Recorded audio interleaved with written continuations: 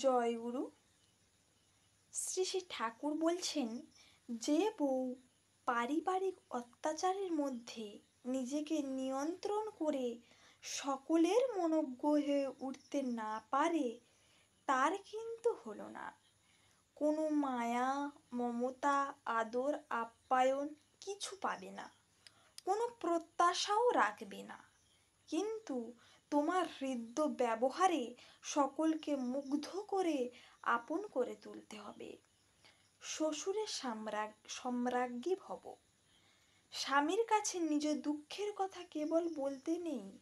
বউয়ের দুঃখ, কষ্ট, দৈন্য সাধারণত স্বামীকে বিচ্ছিন্ন করে তোলে, যদি সে কঠোর ইষ্টপ্রাণ না হয়। আর সংসারের সকলের প্রতি চাই ইষ্টানুগ সেবা বুদ্ধি। এমনতরভাবে সেবা করতে হয়, আচার আচরণ বাক্য ব্যবহার এমন করতে হয় যাতে মানুষকে সুকেন্দ্রিক করে তোলে।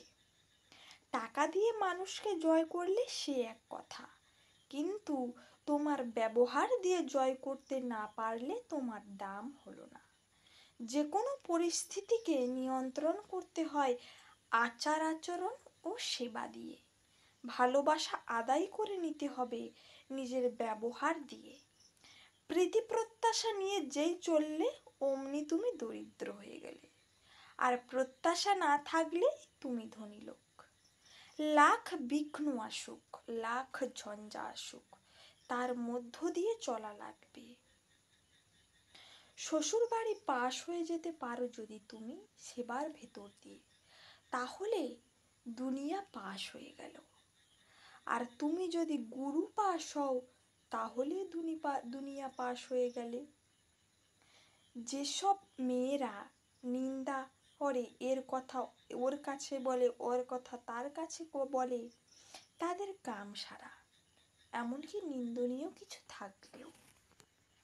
জয় গুরু।